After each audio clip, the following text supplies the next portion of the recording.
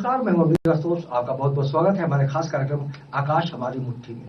जब भी हम आकाश की बात करते हैं और मुट्ठी की बात करते हैं तो ये समझ में आ जाता है कि वाकई हम कितने टैलेंटेड हो सकते हैं या फिर हमारी सोच है वो किस कदर उड़ान भर सकती है। आज हम आपको मिलवाएंगे एक ऐसी अदाकारा से जिन्होंने बचपन से ही अभिनय का सफर तय कर लिया है। अगर हम बात करें थिएटर की, फिल्मों की, रंगमंच की या फिर धारावाहिकों की, तो हर जगह उन्होंने बखूबी कराया है। आज हम बात किरण की, जिन्होंने अपना लंबा सफर तय किया है। सोनी जी, आपका बहुत बहुत स्वागत है। धन्यवाद। सबसे पहले आपसे ये जानना चाहिए कि बतौर बाल कलाकार आपने जब काम किया तब क्या सोच थी आपकी? मुझे अगर सोचा जाए बचपन से ही, मेरा फर्स्ट जो शो था श्री कृष्णा डीडी नेशनल था। तो जब मैंने टीवी में देखा तो मुझे लगा ये एक ऐसा प्लेटफॉर्म है जहां आप सारे कैरेक्टर प्ले कर सकते हो। आप डॉक्टर बन सकते हो, आप इंजीनियर बन सकते हो, आप भिखारी बन सकते हो, आप कुछ भी बन सकते हो। और सबसे बड़ी चीज जो होती है कि आपको बहुत सारे अच्छे अच्छे ड्रेसेस पहनने को मिलेंगे, आपको खूबसूरत लगने का मौका मिलेगा। तो ये मेरे दिमाग में कहीं ना कहीं बैठ गया था। बस एक ऐसी चीज पकड़ो जिसमें आप सारी वेरिएशन, सारे मतलब जिंदगी का कोई भी छोटा सा भी पॉइंट छूटना नहीं चाहिए। इसीलिए मैंने सोचा मुझे तो बस हीरोइन ही बनना है, एक्टिंग ही करनी है बस। तो किरदार किस टाइप का मिला था आपको? मुझे मैंने शुरुआत जब की थी वो मेरा प्ले था, क्योंकि वहाँ पे इंटरनेशनल प्ले होते थे कबीरा खड़ा बाजार में। मैंने कबीर का रोल किया था। बचपन से कबीर बड़े होते हैं, फिर छोटे बचपन के कबीर और फिर बड़े होते हैं। और मेरी मेमोरी जो थी शुरू से ही शार्प थी, तो मुझे दोहे, कविता ये सब फटाफट याद हो जाते थे। तो आप क्या नहीं बिलीव, मेरी जो उम्र थी उस समय 4 साल, और 4 साल में मैंने कुछ 350 दोहे कबीर के याद कर लिए थे। और यही रीजन था कि मुझे कबीर का रोल ऑफर किया गया और मैंने बखूबी निभाया। लड़कियां उम्र नहीं बताती, लेकिन बचपन की उम्र इन्होंने बता दी है। जाहिर तौर पर अब इनकी जो उम्र है वो आप खुद अंदाजा लगा सकते हैं। लेकिन अगर हम उस धारावाहिक की बात करें, कबीर बहुत बड़ा एक आपके लिए बहुत बड़ी चुनौती होगी।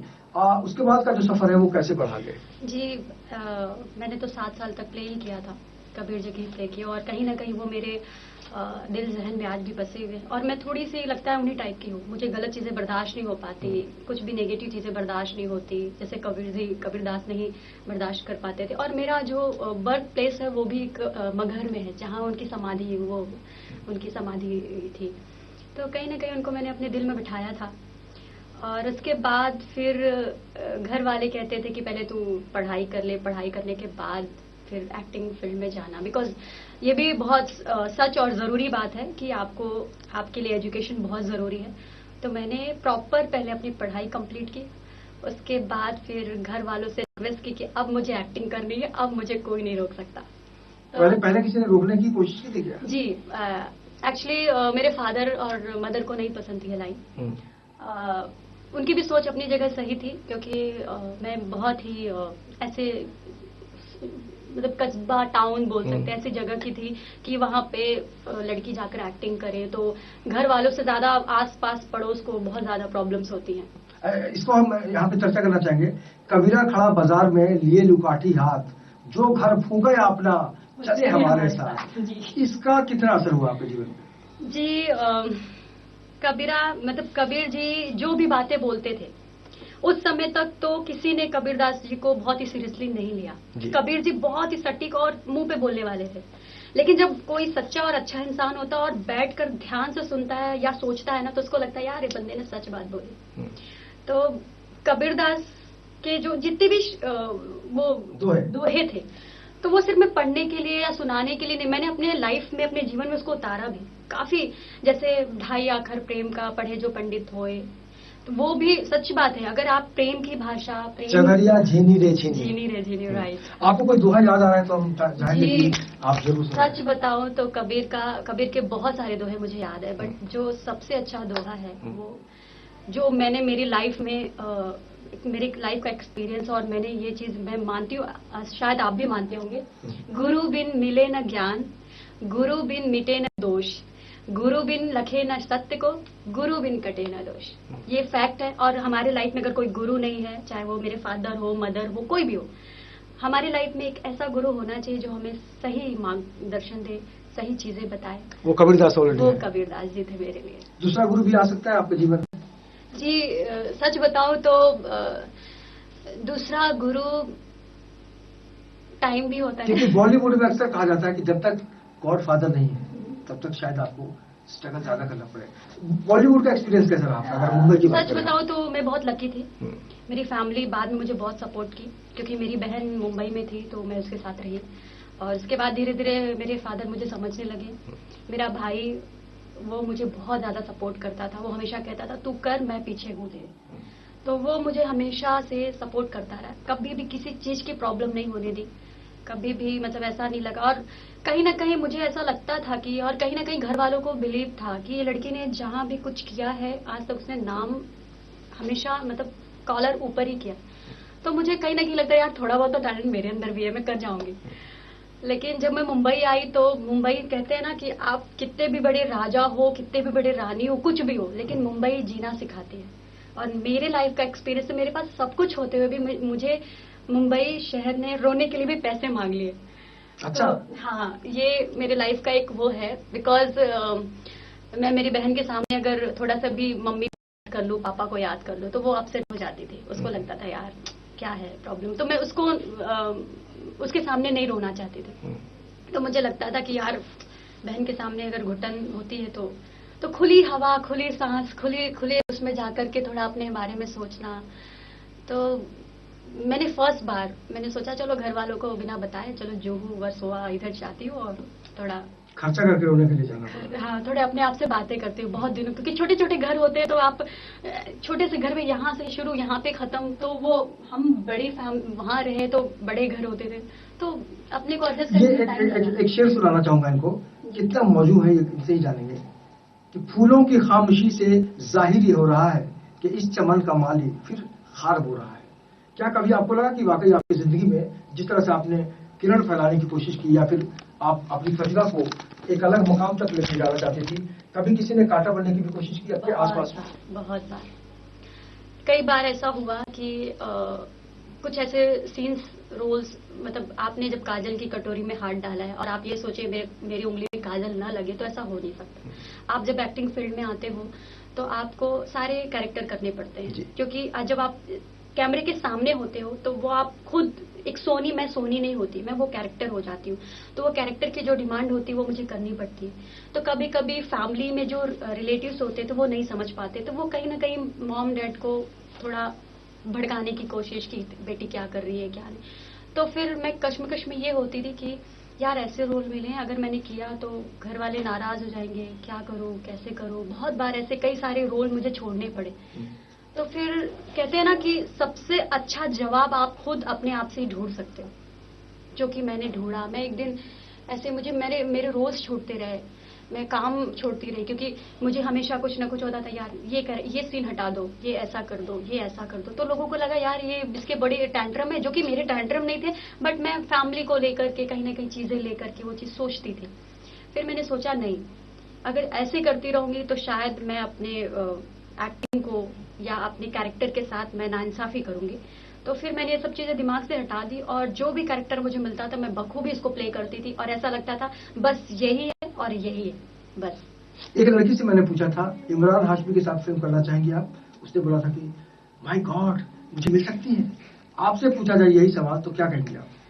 सर करना तो चाहूंगी, बट उसमें अगर सोनी किरण के लायक भी कोई अच्छा नहीं, इमरान हाशमी का मतलब जानते हैं आप?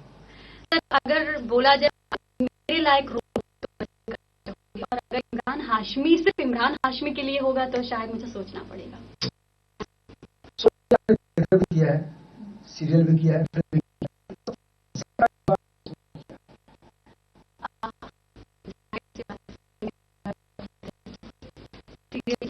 सीरियल के फायदे ये है कि आपकी मेमोरी बहुत शॉर्ट होती है, आपको काम करना जैसे फटाफट फास्ट चीजें आप सीखते हो। फिल्मों का भी अलग कंटेंट होता है, फिल्म बहुत ही सेटल्ड होती है, बहुत ही आपको सेटल्ड तरीके से एक्टिंग करनी पड़ती है।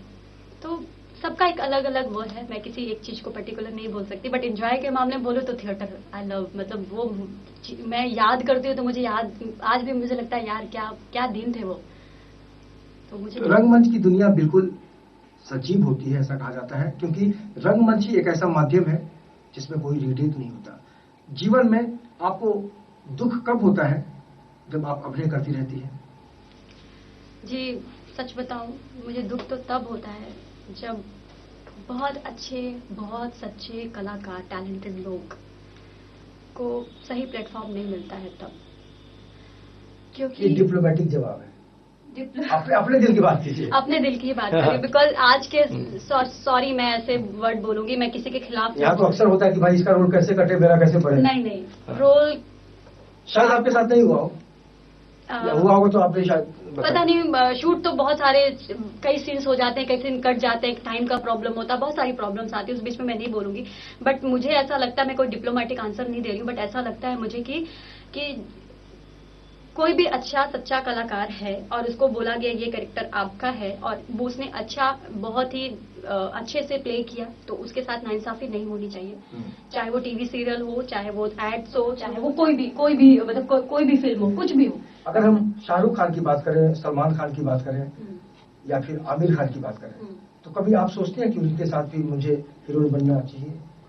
लेकिन वो बुढ़े हो गए यार, मुझे हीरोइन कैसे मुझे बच्ची लगूंगी मैं उनके सामने।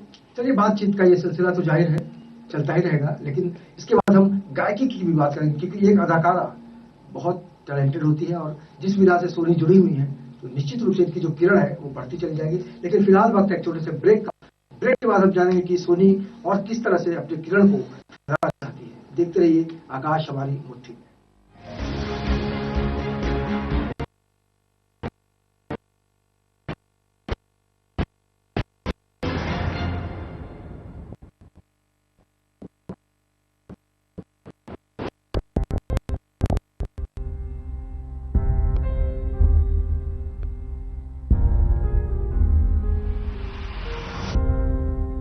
मेरी नहीं हो सकती ना, तो किसी की नहीं हो सकती।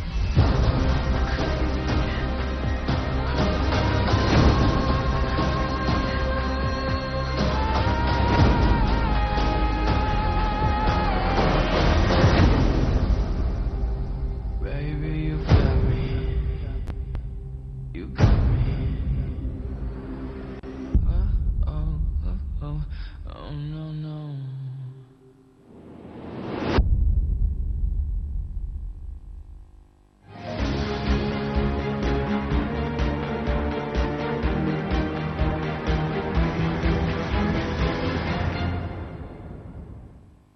ब्रेक के बाद आपका बहुत बहुत स्वागत है। आप देख रहे हैं मेरे साथ आकाश हमारी मुट्ठी में। जिस तरह से हम सोनी किरण के साथ बात कर रहे थे, तो उन्होंने कई दौर की बात बताई, बचपन से लेकर यहाँ तक पहुंचने का जो सफर है, उसमें खुशियां भी मिली और कई बार गम भी मिले। और कलाकार के जीवन में जो सबसे अहम स्थान रखता है वो गम होता है, कुंठा होती है। किरण, आपके जीवन में गम ने कितना आपको प्रेरित किया आगे बढ़ने को, या फिर तोड़ कर रख दिया? क्या लगा आपको कि गम से कितनी जुड़ाव पाती है अपने आप को?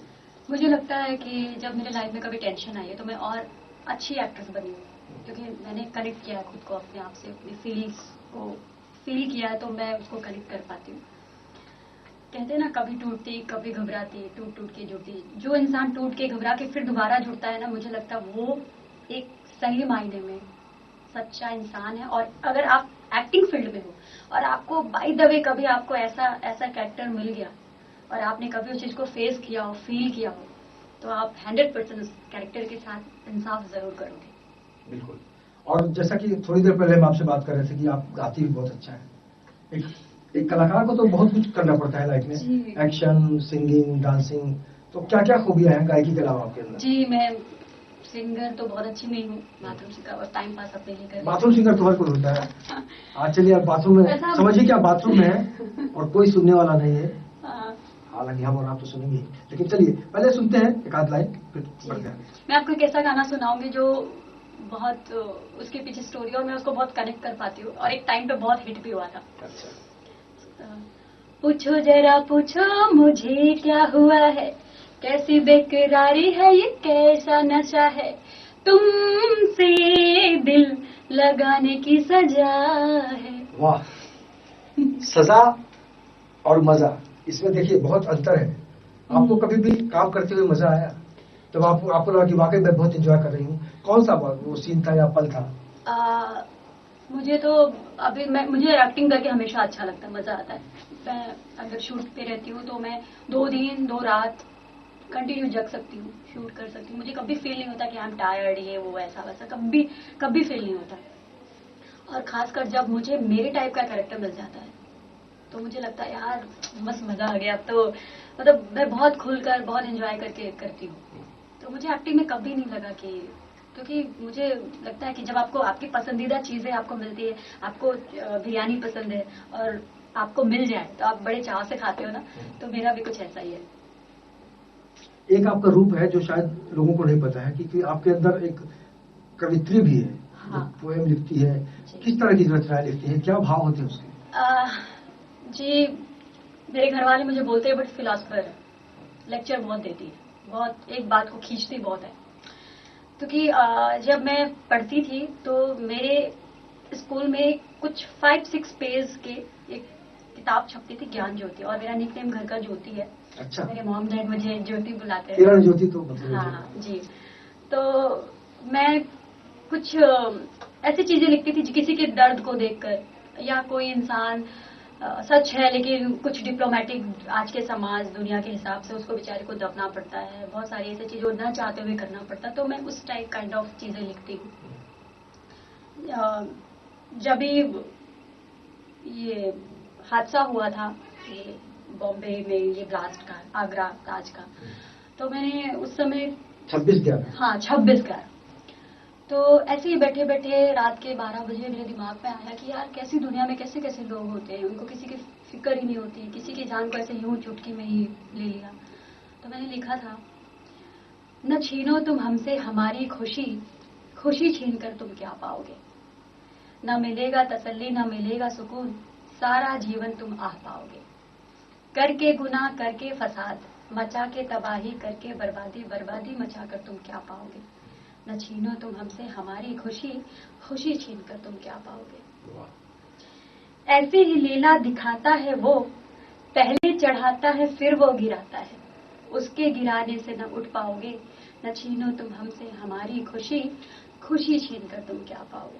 काफी लंबा है, अगर मैं सुनाने बैठूंगी तो। अगर आपको बॉलीवुड में मौका दिया जाए कि कोई भाई आइटम सॉन्ग लिखना है तो लिखेंगे आप? नहीं सर, मैं आइटम सॉन्ग नहीं लिख पाऊंगी। पैसे मिलेंगे आपको? पैसे तो बात की चीज है, बट मैं अपना टैलेंट ही नहीं दे पाऊंगी तो ऐसा नहीं तो बात की चीज है वो तो। और क्या क्या चल रहा है इन दिनों, और क्या क्या कर रही है आप? जी एक्टिंग तो मेरा मेन वो है। सावधान इंडिया में बहुत डराती है लोगों को, डरती है डराती है। जी, मैंने कुछ 23-24 एपिसोड सावधान इंडिया किए, और सावधान इंडिया ने मेरे घर वालों को सावधान नहीं कर दिया था।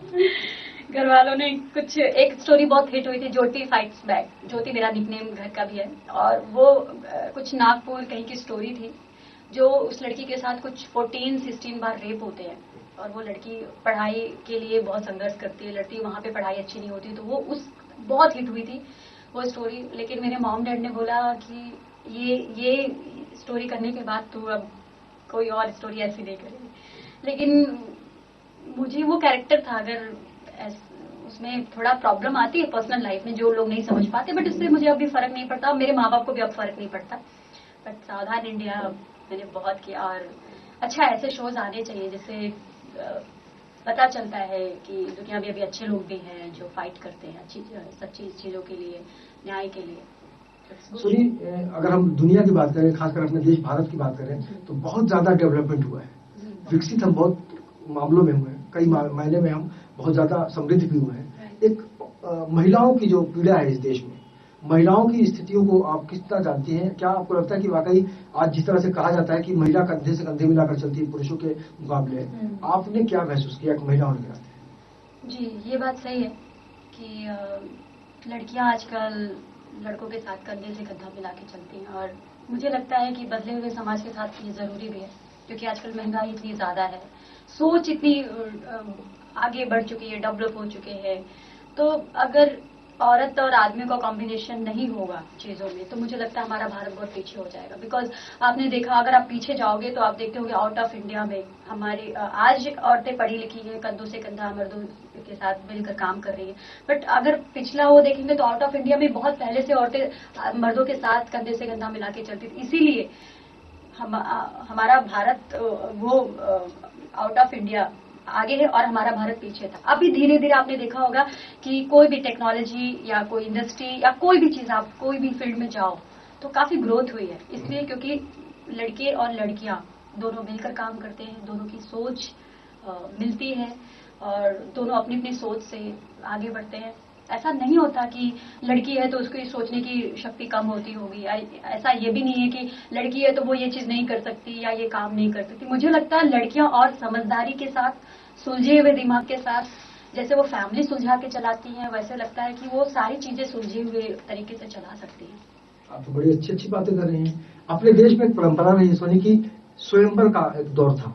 आज की तारीख में खुलेआम लड़का लड़की एक दूसरे को समझते हैं। उसके पहले की अगर हम बात करें तो मंदिर में लोग जाते थे देखने एक दूसरे को, खुलकर देख बताते थे। आज लिव इन रिलेशन का जमाना है। आप एक महिला होने के नाते इन सारी प्रथाओं को कैसे देखती हैं? सर, मुझे लगता है कि प्रथा कहीं न कहीं मायने रखती है, संस्कार मायने रखते हैं, और बाकी अपनी भी सोच होती है। फिलहाल तो कहते हैं ना, किसी भी देश को, किसी भी कंपनी को, किसी भी घर को चलाने के लिए रूल रेगुलेशन बहुत मायने हैं। तो अगर मेरे को पर्सनली पूछा जाए तो मैं रूल रेगुलेशन, रीत रिवाज, परंपरा उस पर बिलीव करती हूँ। उसको तोड़कर अगर आप कोई काम करते हो तो आप बहुत सारी चीजें खो देते हो, अपनी सोच, अपने संस्कार, या कहीं ना कहीं लोगों की नजर में गलत कुछ चीजें आपके लाइफ में आ जाती हैं। अभी तो कानूनी मान्यता मिल गई ना लिव इन रिलेशन को, तो रूल तो है उसमें भी, कानूनी मान्यता मिली, उसमें भी रूल है। तो अगर वो लिविंग रिलेशन में भी है तो अच्छा किया गवर्नमेंट ने कि उसमें कुछ मान्यता है, जो रेगुलेशंस बनाए हैं वो पहले नहीं था, तो इससे काफी लोग हर्ट होते थे, फीलिंग्स हर्ट होती थी। लेकिन ये हर घर के लिए तो संभव नहीं था। नहीं सर, ऐसी होना भी नहीं चाहिए। कई फैमिलीज हैं जो सोच भी नहीं सकती कि ऐसा मतलब मैं भी उसी फैमिली में आती हूँ। तो इसको किस तरह से देखते हैं, कितना ये सही है या गलत है आपके हिसाब से? सर, मेरे हिसाब से तो इट्स रॉन्ग। मैं अगर पर्सनली जो रहते हैं वो ठीक है, वो उनकी लाइफ है, बट अगर मेरे को पूछा जाए तो इट्स रॉन्ग। और क्या क्या सोचती हैं आप युवा होने के नाते? इस देश में सर, बहुत सारी घटनाएं घटती हैं। अगर हम पॉलिटिकल घटनाओं की बात करें या फिर हम 21वीं सदी में जिस तरह से सबसे आगे बढ़ने की कोशिश करते हैं, आप क्या महसूस करते हैं? मैं आज की यूथ की लड़की हूँ, बट कहीं ना कहीं लोग मुझे बोलते हैं और मुझे खुद भी ऐसा लगता है कि मेरी सोच थोड़ी पुरानी चीजों से कनेक्ट है। बिकॉज मुझे ऐसा लगता है जो बूढ़े बुजुर्ग कह के गए, या जो बूढ़े बुजुर्ग जो चीजें हमें देकर गए, हमारे धरोहर, जो चीज हमें, वो कहीं ना कहीं हमारी जिंदगी में बहुत काम आती है।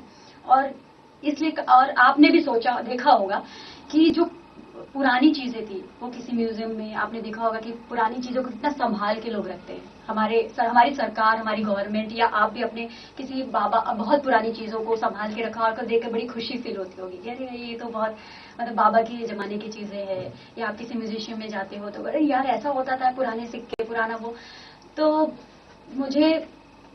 मैं थोड़ा सा उनसे कनेक्ट होती हूँ, और मुझे वो जो पुरानी चीजें वो मेरे लाइफ में आज भी बहुत काम आती है, और इससे मुझे रिस्पेक्ट भी मिलती है, उससे मुझे सीख भी मिलती है, और उससे मुझे खुद को, मैं सेटिस्फाइड, मैं बहुत खुशी महसूस करती हूँ।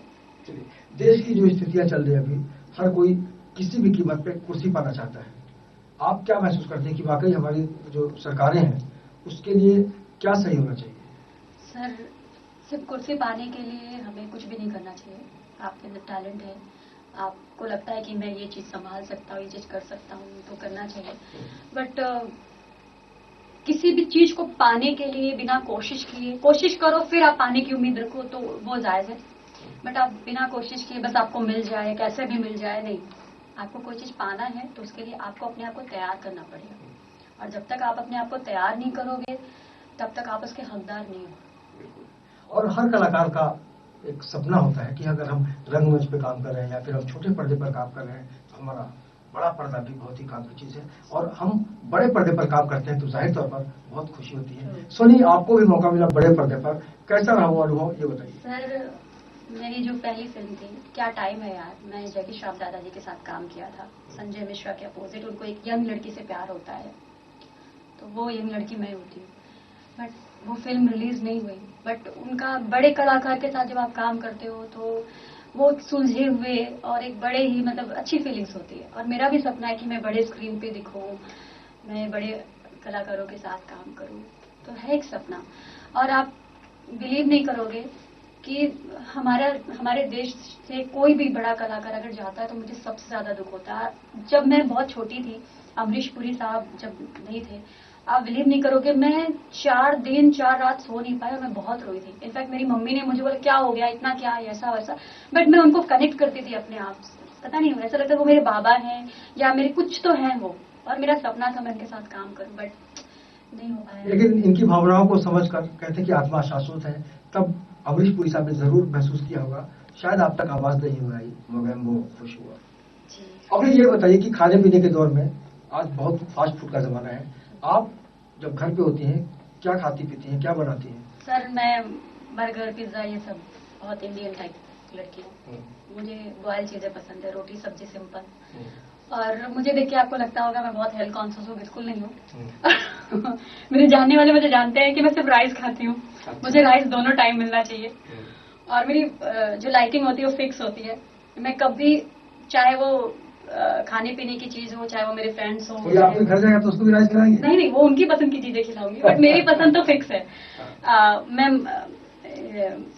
मनचाओ सूप मुझे बहुत पसंद है, और किसी भी रेस्टोरेंट में मैं जाती हूँ मेरा फिक्स है, मैं वैरायटी पता नहीं क्यों चेंज नहीं कर पाती, मैं मतलब नहीं हूँ, मुझे अच्छा नहीं लगता थोड़ा, तो मेरा फिक्स है और मैं फिक्स चीजें ही प्रेफर करती हूँ। आज की तारीख में भी बहुत सारी लड़कियां पूरे हिंदुस्तान से ये सपना लेकर मुंबई आती है कि उनको भी एक मौका मिले स्क्रीन पर। आप उन लड़कियों को क्या सजेशन देना चाहेंगी कि वो किस तैयारी के साथ आए? सबसे बड़ी चीज, जब तक आप मुंबई नहीं आए होते हो तब तक आपको लगता है कि आप दुनिया की सबसे टैलेंटेड, सबसे समझदार और सबसे क्या कहते हैं उसको कि बोल्ड कॉन्फिडेंट लड़की हूँ। बट कहते हैं ना कि मुंबई शहर एक ऐसा शहर है, आपके पास सब कुछ होते हुए भी आपको ये जिंदगी जीना सिखाती है, और जो बहुत ही बोल्ड नॉट अदर वे, बहुत ही उसके साथ जो टिक गया है यहाँ पर मुंबई में, उसको मुंबई देती है और उसके सपने भी पूरे होते हैं। हाँ, बहुत सारे रास्ते आपको मिलते हैं, ये आपके ऊपर डिपेंड करता है कि आप किस रास्ते को चुने, बट सही गलत चुनना आपके हाथ में है। तो मुंबई पेशेंस, धैर्य और टैलेंट तो मांगते ही मांगती है। आपके अंदर टैलेंट बहुत जरूरी है, लेकिन कहते हैं कि आपके अंदर अगर टैलेंट नहीं है और आपको कोई कहता है कि वाकई आपके अंदर टैलेंट नहीं है तो आप टूटिए मत, आपको कोई मंच दे या ना दे, हम आपके लिए मंच बनकर आए हैं। इन 24 न्यूज के जरिए हमने उन कलाकारों को मौका देने का बीड़ा उठाया है जिनके अंदर हौसला है, और हौसलों की जो उड़ान होती है उसको हम नाप नहीं सकते। सोनी, चलते चलते हम चाहेंगे कि कुछ हमारे दर्शकों के लिए आप कुछ ऐसी गुनगुनाएं, ऐसी कोई रचना पेश करें जिससे उनका मनोबल बढ़े। गुनगुनाने के लिए तो आप लोगों ने भी सुना होगा, रहने दे आसमां की जमी की तलाश कर, सब कुछ है यही ना और कहीं तलाश कर। वाह। जिंदगी में सब कुछ मिल जाए तो क्या मजा, जिंदगी जीने के लिए बस एक कमी को तलाश कर। बहुत खूब। इसीलिए कहा जाता है जीवन में कि अगर आपके अंदर टैलेंट है तो आप इस बात को भी समझ सकते हैं कि ये जीवन क्या है, निर्जल है, मस्ती ही उसका पानी है, सुख दुख के दोनों तीरों से चल रहा राह मनमानी है। तो जाहिर तौर पर अगर आप सुख और दुख के बीच सब कुछ भूल के आगे बढ़ना चाहते हैं तो आपको मंजिल जरूर मिलेगी। फिलहाल आपसे बात करने के लिए सोनी किरण जी आपका बहुत बहुत शुक्रिया और बहुत बहुत शुभकामनाएं कि आपकी जो उड़ान है बहुत ऊपर जाए। और हम उन तमाम कलाकारों से, उन तकनीशियनों से ये अपील करना चाहेंगे कि अगर आपको लगता है कि आप भी हमारे साथ आज की तरह बातचीत कर सके तो आपका बहुत बहुत स्वागत है, और निश्चित रूप से आपको हम यहाँ पर बिठाएंगे, और जैसे सोनी ने अपनी बात रखी आप भी हमारे साथ अपनी बात शेयर कर सकते हैं। फिलहाल इतना ही, बाकी खबरों के लिए आप देखते रहिए इन 24 न्यूज और मुझे दीजिए इजाजत। नमस्कार।